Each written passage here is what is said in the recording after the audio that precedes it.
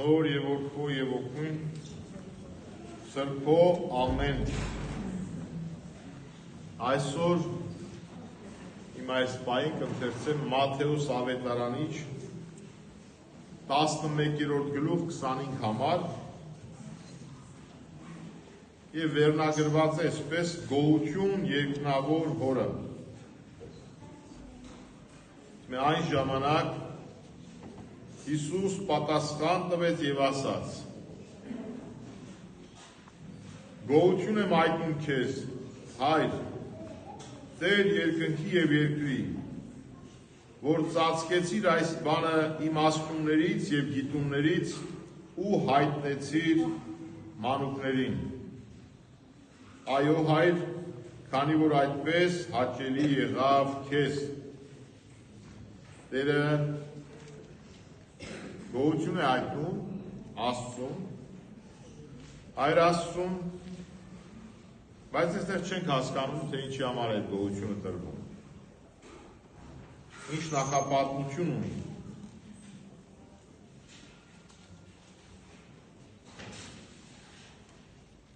Բայց երբ գնում ենք Ղուկասու ավետարան, այնտեղ տեսնում ենք, որ դա ինչ-որ դեպքերից հետո է ասում։ Ինչ դեպք է,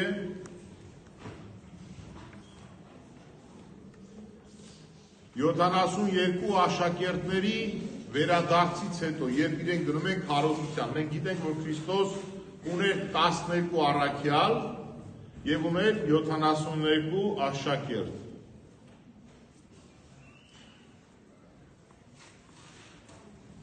Եվ ասում է այնուհետև Տերը նշանակեց ուրիշ 72 հոգի ևս եւ նրանց իրենից առաջ երկու ուղարկեց այն բոլոր քաղաքներն ու վայրերը, ուր ինքը գնալու էր։ Նմանություն կա, չէ՞, Եհովայի վկաներին երկու են քարոզում։ Որտեղ երկուսի վկայությունը ճշմարիտ է դրա համար։ Հիմա այդ միջակայքը թողնում ենք, թե ինչ եղավ, մոտենում ենք վերջին, իրենք վերադարձնում են։ 72-ը վերադարձան խնդությամբ և ասացին. Տեր, դևերն են մեզ հնազանդվում քո անունով։ Այսինքն զորությունն են իրենց մեջ և այդ զորությունը Քրիստոս ինքն էր տվել։ Քրիստոս ձեռքը դնում էր իրենց վրա, աշակերտները, առաքյալները զորություն էին ստանում եւ գնում էին քարոզության։ Քարոզության ժամանակ նաեւ իրենք բժշկություններ էին անում, իրենք դիվահարվածներին էին բուժում, իրենք քարոզում էին, մարգարեանում էին եւ իրենք ուրախացած ետ են վերադառնում։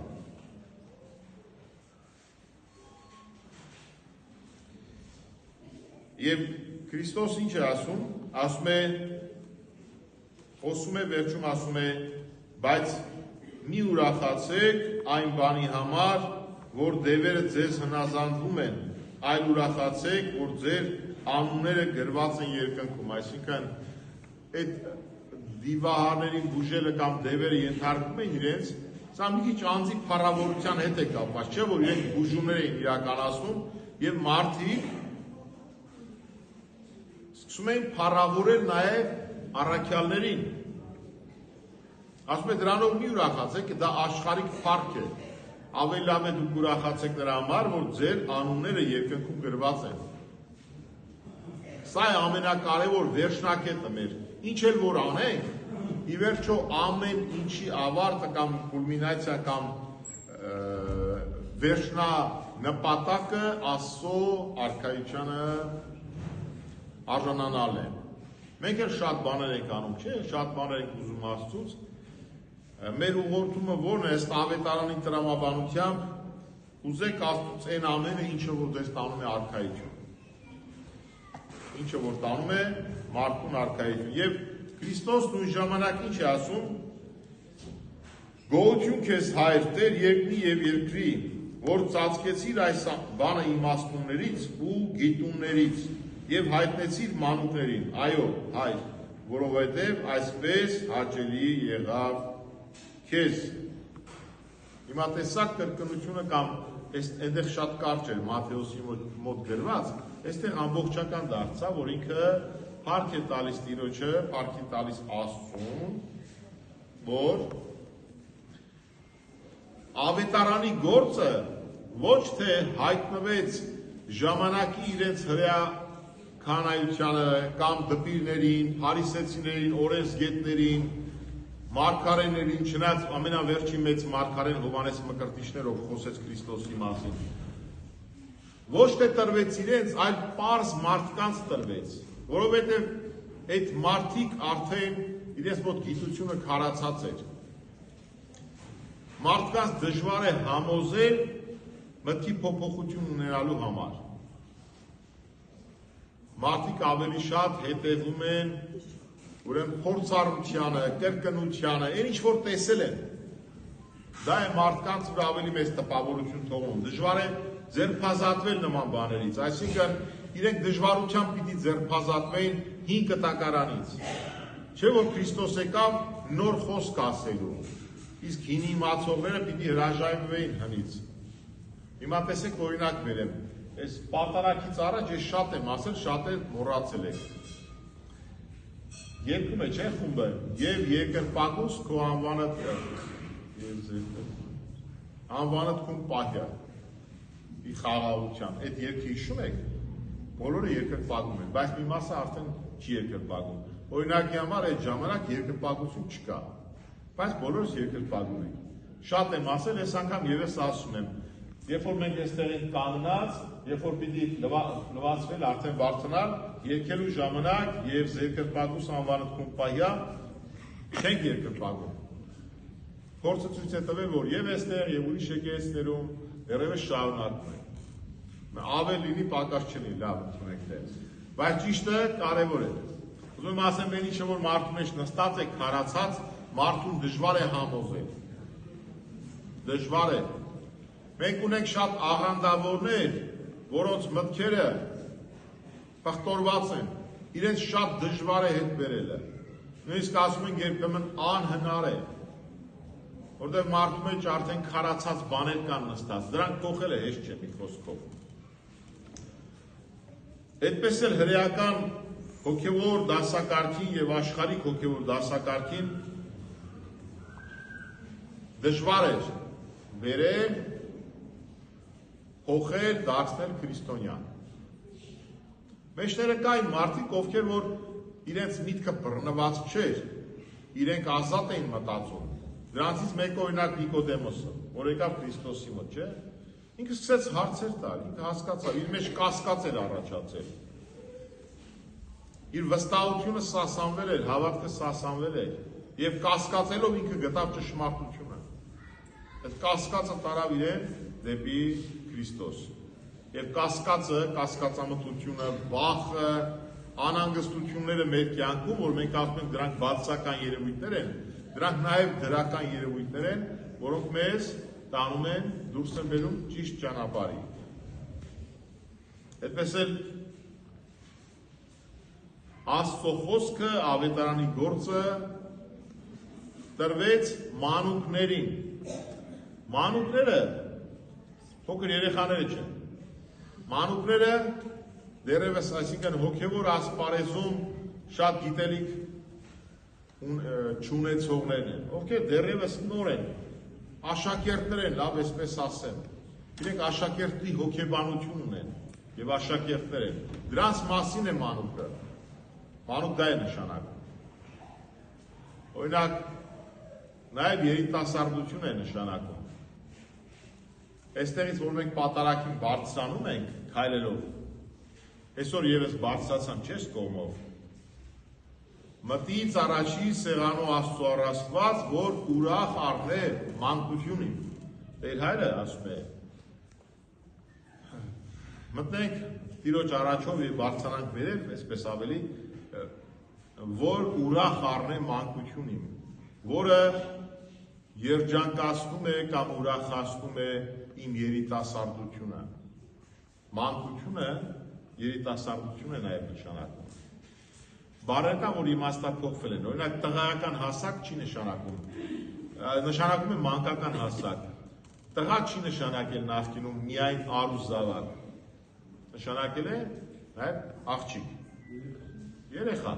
այո, տղա նշանակում է երեխա, հետագայում է, որ այսպես փոփոխություն է ենթարկվել, ամեն դեպքում, մեկ, չէ, տղա նշանակում է երեխա, ոչ թե տղա երեխա, մեր հին գրապարում, Քրիստոս փառք է տալիս Տիրոջը, ասում է, չէ՞ որ ինքն էլ այն ցածր տեղերից սկսեց, իշենք ինքը Մսուրից սկսեց, չէ՞, կարող էր պալատում ծնվել, թագավորական Արկունիկում ծնվել, բայց ինքը ինչ արեց, ծնվեց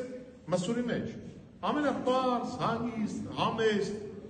եւ այդպես էլ առաքյաները նորից համեստ տեղերից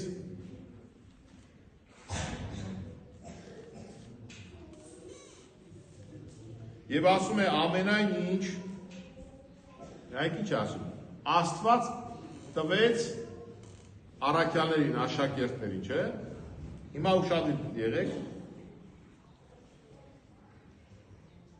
ամենայն ինչ տրվեց ինձ իմ հորից, ամեն ինչ ինձ հորից է եկել, հայրը տվեց առաքյալներին, աշակերտներին, հայրը տվեց ինձ, իմաստություն տվեց, լավ, Եվ ոչ ոք չի ճանաչում որդուն, եթե ոչ հայրը։ Դեռևս որդուն չեն ճանաչում։ Աշակերտները դեռևս չգիտեն ով է Քրիստոս։ Վերջնական իմաստով չգիտեն, որ ինքը Աստված է, Աստծո որդի է։ Ասում է, ոչ ոք չի ճանաչում որդուն, եթե ոչ հայրը։ Եվ ոչ ոք չի ճանաչում հորը, եթե ոչ որդին։ Ուշադիր եղեք։ Ոչ ոք չի ճանաչում հորը, եթե ոչ որդին։ Աստծուն որևէ մեկ այդպես չգիտի, ինչպես Քրիստոս գիտի։ Հիմա հայրը տալիս է որդուն, հայրը տալիս է իմաստությունը առաքյալներին, եւ որդին ինչ է ասում, եւ նա ում որդին ուզենա հայտնել։ Շատ հետաքրքիր, սա աստվածաբանական այսպես նախադասություն է, որ մի անգամից չի ասում, որ ինքը Աստված է կամ Աստծուն հավասար է։ Նույն գործառնությունը իրականացնում է եւ Աստված, եւ Քրիստոս։ Եվ ասում է եւ որդին ում կամենա հանձնել կամ սովորեցնել կամ փոխանցել կամ հայտնել,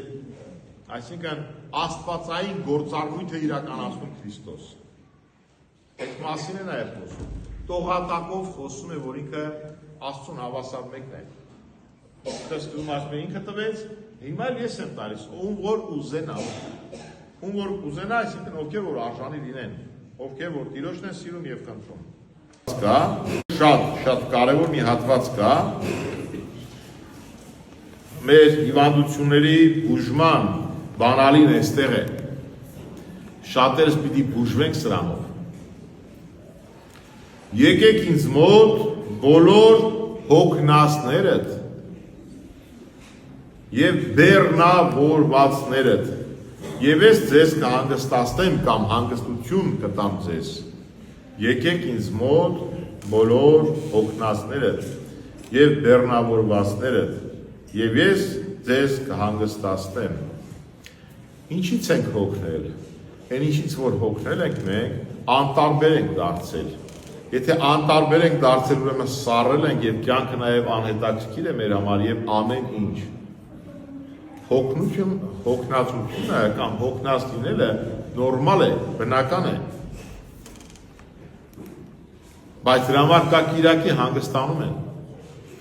Խոսքը ներքին են, հոգնածության մասին է։ Գրապարում շատ գեղեցիկ է, ասում է հոգնաբեկ։ Հոգնաբեկը հոգնությունից կամ տքնանքից, չարչարանքից կոտրված լինել է նշանակում։ Դժվարություններից կոտրված մարդկանց մասին է խոսքը։ Եվ բեռնավորվածների, ինչ բեռների մասին է խոսքը։ Այդ բեռները մեր ամոթն է, մեր անհանգստությունն է, մեր անհուսությունը ապագայի նկատմամբ։ Այդ բեռները մեր վախերն են, այդ բեռները նաև մեր մեղքերն են, որոնք որ ծանրացել են մեր սրտում, մեր մեջ։ Քրիստոս ասում եկեք եւ այդ ամեն ինչը կվերցնեմ ձեզանից։ Սա նորություն չեմ ասում ձեզ, այդ խաղաղությունը, հանգստությունը Աստծուց է գալիս։ Սա մեր համար մեծ խոստում է, երբ որ հոգնածություն ունենք, երբ որ մտքեր ունենք, անհանգստացնող, անպայման մոտեցեք Տիրոջը, անպայման։ Խնդրեք, Տեր, քո խոսքի համեմատ, հոգս ունեմ, բեռ ունեմ, մտածմունք ունեմ, վախ ունեմ, անհանգստություն ունեմ, ամոթ ունեմ, անցյալում մեղքեր ունեմ, որոնք ինձ տանջում են մինչև հիմա, այդ ամենը վերցրու ինձանից։ Ծնկեք Աստծու առաջ, խոսեք Տիրոջ հետ, թող այդ ամեն ինչը վերցնի ձեզանից եւ ձեզ խաղաղություն տա։ Ու դուք կզգաք, որ չզգալով ձեր մոտ փոփոխություն կլինի։ Դուք կզգաք, որ անտեսանելի կերպով ձեր մոտ փոփոխություններ կգան, դուք խաղաղություն կունենաք։ Հավատքով մոտեցեք, աղոթեք։ Եթե հավատքը պակաս է, ասեք Տեր Աստված, ավելացրու իմ հավատքը։ Այնպես որ սա մեր համար մի հատ մեծ բուժման ասացի, որովհետև շատ հիվանդություններ գալիս են մեր վախերից, անհանգստություններից, նախանձից, երբ որ չեն կարող թեկուզ ուրիշի ձեռքբերումներով ուրախանալ, դրանք են հոգսեր, դրանք են հիվանդություններ, որոնցից որ մենք պիտի ձերբազատվենք։ Եվ քրիստոնյան ասում ենք ինչ լինի, քրիստոնյան պիտի ազատ լինի։ Մտածում են ազատություն նշանակում է ինչ ուզել անել, կամ քրիստոնյան շնորհի տակ է, մեղք չի գործում եւ այլ այդպես չէ։ Քրիստոնյան ազատ է սխալներից, հոգսերից, մտածմունքներից, անհանգստություններից, անհուսություններից, որտեղ Քրիստոս մեր բեռները վերցնում է մեզանից։ Քրիստոս ինչ որ ասել է, հավիտենական է իր խոսքը, երեք, այսօր եւ հավիտյան նույնն է, իր խոսքն է մնում, իր խոսքը զորություն ունի, դրա համար այս խոսքի համեմատ մոտեցեք միշտ խնդրեք, Տեր, բեռը հոգսը վերցնում մեզանից, ինձանից, ազատ խոսեք Աստծո հետ, ժողովուրդ։ Նույնիսկ եթե արթնանում եք, լավ չեք զգում ձեզ, անհանգստություն ունեք, նույնիսկ եթե չգիտեք ինչից է այդ անհանգստությունը, նորից խնդրեք Տիրոջը, Տեր, այս անհանգստությունը վախ ինձանից հեռու տար, այսօր արթնացել եմ, լավ չեմ զգում ինձ, ես չեմ հասկանում պատճառը ինչ է, բայց գիտեմ, որ դու կվերցնես ինձանից, հեռու տար այս մտածմունքը։ Ասեք մտածմունքը ևս, որ ուզում եք մտածել, չէ։ Մարդիկ ծանր վիճակների մեջ են ընկնում, եւ որ ուզում են շատ մտածել, փորձում են արագացնել, սա հոգեբանները կարող են ասել։ Արագացնել դեպքերը, իրադարձությունները, որը իրենից կախված չէ։ Մենք ուզում ենք մի բան լինի, բայց դա մեզանից կախված չէ։ Ինչ է ստացվում, մենք ավելորդ էներգիա ենք ծախսում, ավելորդ ջիք են գործադրում, եւ դրա հետևանքը լինում է ներածած են հայրենոց են ասում, դեպրեսիական նևրոզներ, այդ տեսակ, անկճախտ ասեն, ինչ ասեմ, այդ տեսակ երևույթներ են ի հայտ գալիս։ Շարունակեմ ընթերցել, ասում է, իմ լուծը ձեր վրա վերցրեք եւ սովորեցեք ինձնից, որ հեզ եմ եւ սրտով խոնար, եւ ձեզ համար հանգիստ պիտի գտնեք։ Լուծը գիտեք ինչ է, ոսել եք մի լուծ եզ, ցարական լուծ, չգիտես ինչ նման բաներ։ Լուծը, այդ արոր կամ գութանը որ կար, գութանից նա փայտ էլի, տախտակ է գնում է դեպի երկու եզներ են լծված, այդպես ուղիղ եւ աջ ու ձախ կողմերը կապում են իրենց այդ եզների վրա են դնում պարանոցին, իրենք քաշում են։ Շատերի համար այս լուծ բառով նաև նկատի ունենք չարչարանք, խաչ, չգիտեմ, հոգս, ամեն ինչ, որտեղ լուծ ասված ինչը ծանրություն է, ինքը քաշում է, չէ։ Եվ Քրիստոս ասում է եկեք լուծը վերցրեք, իմ լուծը ձեր վրա վերցրեք, ավետարանը ընդունեք, Աստծո խոսքը ընդունեք, որ շատերս ասում ենք ծանր է, դժվար է, հիշեք հենց ասում մտեք նեղ դռնով, որքան նեղ է դուռը, այնքան դեպի արքայություն է տանում, որքան լայն դեպի կորուս, նեղ դռնով, անձուկ դռնով, դժվարություններով։ Հիմա պիտի ասենք նեղ է եւ այլն, ինչու մտնենք այդ նեղ դռնով, ու հանկարծ Քրիստոս էլ ասում է վերցրեք այդ լուծը ձեր վրա այդ նեղությունը եւ սովորեք ինձանից։ Այս ինչ որ ասացի չմոռանաք, հիմա կշարունակեմ այդ նեղ դռան մասին։ Սովորեք ինձնից, որ հեզ եմ, հեզություն ունի իրեն մեջ, խոնարհություն ունի, հիշում եք ասում է նստեց ավանակի վրա, խոնարհաբար, չնստեց ձյու վրա, խոնարհ տեղ ծնվեց, մսուրում ծնվեց, խոնարհությամբ անցավ, մեծացավ, հպարտությունը տեղ չգտավ իրեն մեջ, երբեք իր անձի համար ոչինչ չպտրեց, մարմնավոր իմաստով, հեզ եմ և սրտով խոնար։ Ժորդ, Քրիստոս խոնարհություն ունեցավ, խոնարհությամբ անցավ, նույնիսկ գիտեք, երևի առաջ անգամ ձեզ ասում երբեք չեմ ուզեցել բարձրաձայնել, բայց բոլորդ գիտեք ինչ որ պիտի ասեմ, ավետարանից պիտի կրկնենք։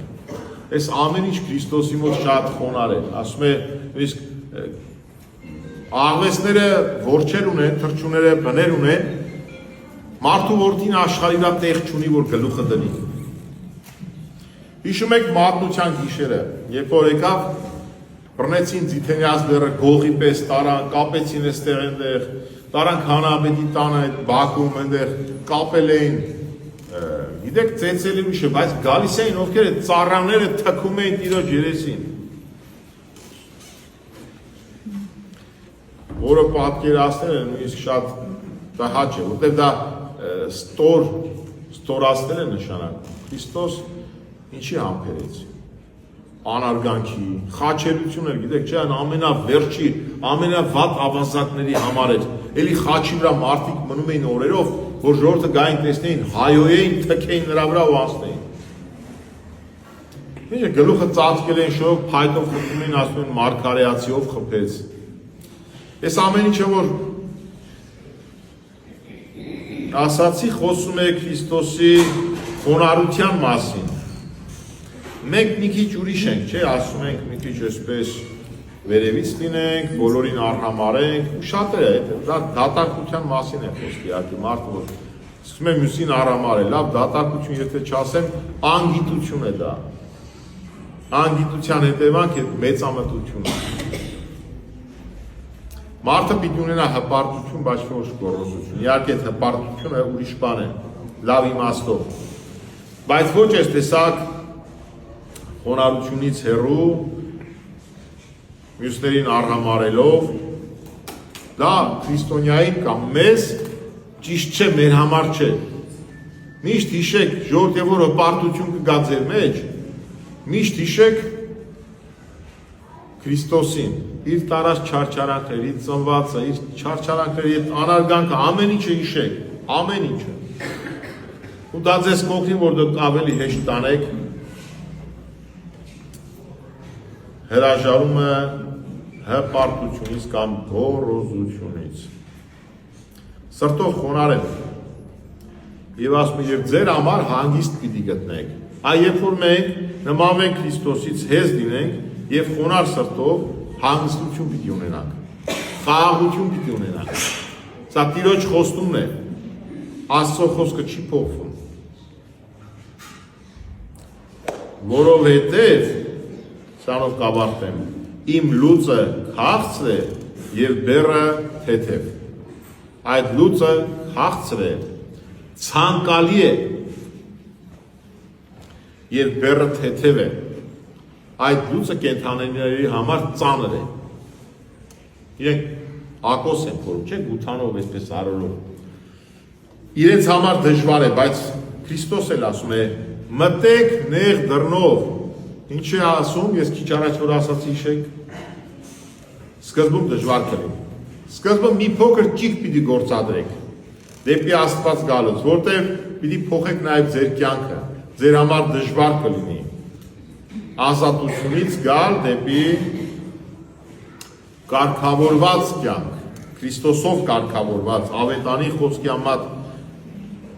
կյանք գալ։ Սկզբում դժվար է, բայց հետո Քրիստոսով հեշտ։ Ու թեթև, որովհետև եկեք ձեր բեռները ես կվերցեմ ձեզանից։ Եթե մեր բեռները, հոգսերը, մտածմունքները մեզանից վերցնում է Տերը, էլ ինչ կա մեզ խանգարելու մոտենալ Աստծուն։ Խաղաղությունը կզգանք մենք։ Երբ որ Աստծով ես ապրում, երբ որ զգում ես Աստծո ներկայությունը քո կյանքում, այդ խաղաղությունը մշտապես կա քո կյանքում։ Մշտապես։ Դա կոչվում է հոգևոր փորձառություն։ Այս մասին կհասկանան միայն նրանք, ովքեր ապրել են այս կյանքով, հոգևոր փորձառություն ունեն։ Եվ կարծիք կարող են հայտնել միայն այն մարդիկ, ովքեր ճաշակել են։ Եթե դուք այդ միրգը կյանքում չեք ճաշակել, դրա մասին կարծիք չեք կարող արտահայտել։ Այդպես էլ, եթե չեք ապրել Քրիստոսով, երբեք չեք կարող խոսել այդ քաղցրության մասին, այդ օրհնությունների, շնորհների մասին, որ իջնում է ձեր վրա, այդ սիրո մասին, որը որ դուք ունեք մյուսների նկատմամբ, եւ դա ձեզ բերկրանք է պատճառում, այդ ամբողջը Աստծո շնորհներն են։ Աստված բեռը վերցնում է, դիմաց ուրիշ բաներ է տալիս։ Սերն է ավելացնում թեկուզ։ Սա էլ որ ուզեցի այսօր մտածենք այս մասին եւ ոչ միայն մտածենք, չմոռանանք, որ Տերը մեր հոգսերը վերցնում է։ Խնդրենք մեզանից վերցնի եւ խնդրենք ինչի պակասություն ունենք, թող այդ ամեն ինչ ավելացի, որտեղ Աստծով հեշտ է, մարդով դժվար, բայց Աստծով հեշտ։ Ձեր աչքի առաջ միշտ Տիրոջ ունեցեք։ Տիրոջ շնորհները եւ խաղաղությունը յուրաքանչյուրի հետ ամեն։ Եվ դու մեզ համար տակածային բարբարով բանալուց վերանցնել, կարդալս